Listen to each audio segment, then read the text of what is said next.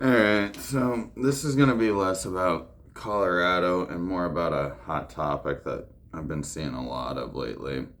And that is the Griner, the basketball gal that got arrested in Russia for having hash pens on in her luggage.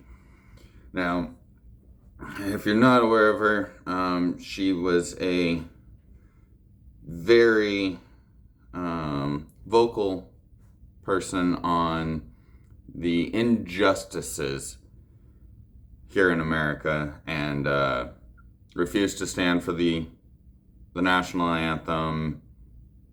Doesn't think America is that great of a country. Whole 9 yards. Okay.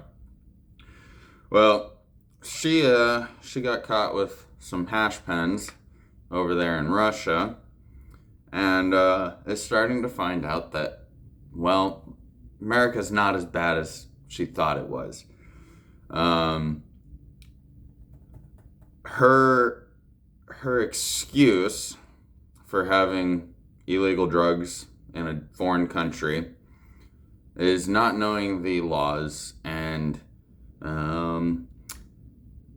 I quote, "If I had to speculate, if I had to guess on how they ended up in my bags, I was in a rush packing," she said. "I was recovering from COVID, the stress of packing, making sure I had my COVID test, jet lag, making up a bunch of excuses as to why she had drugs in her baggage in a foreign country."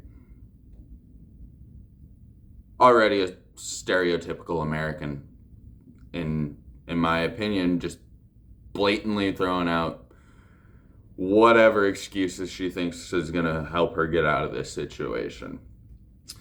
Me personally, I think we should let her sit over there for a little bit longer and see if she still feels the same way about America. Now, she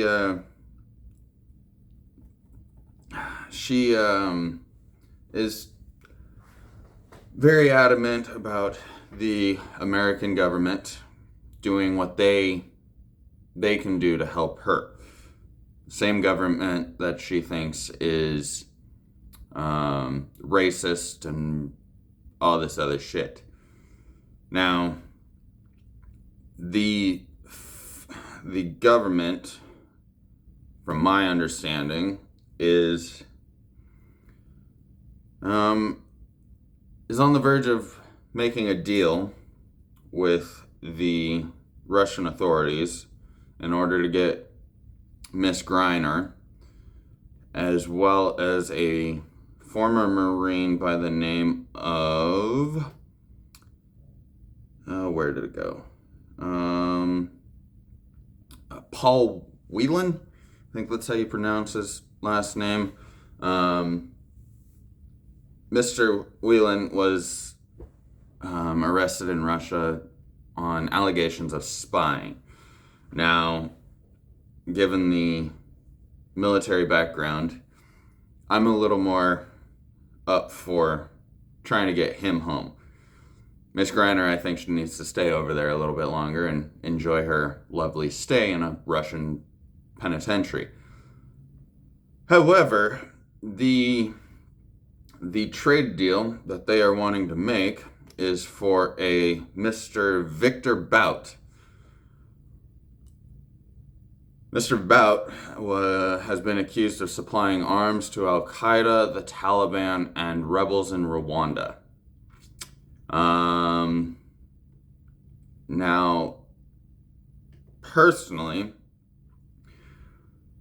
with all of the gun laws and proposed gun laws and all this other stuff going on here in America, I find it very humorous that we want to release a known arms trafficker who works for a country that is actively engaged in a war with a smaller country, or in the words of great Kamala Harris, it's a big country next to a little country that's taking advantage of the little country, and the little country next to that big country.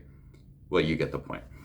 Anyways, Um, Mr. Bout has only served about half of his 25-year sentence.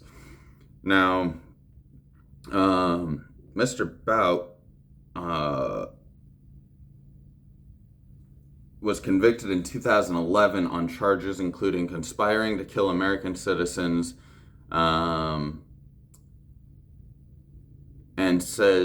and told his lawyer that he believes this is not the end. Now, I don't know about you, but that doesn't sound like somebody I want to trade for somebody who doesn't even really give a shit about the fucking country that she lives in. Me personally, I'd rather let him rot in jail, let her enjoy a few more months in that penitentiary over there, and maybe try and figure out how we can get this former Marine home. I don't think we need to be releasing a arms dealer working for the Russian government who is shown to have been supplying terrorist organizations. Now, maybe I'm just not seeing it the way everybody else is seeing it, but from these articles, from Routers to the New York Times, the information that I am seeing does not make me too keen on making this little trade deal. If you think I'm wrong, go ahead and let me know. If you agree, go ahead and hit the like, and go ahead and give this video a share. Thank you.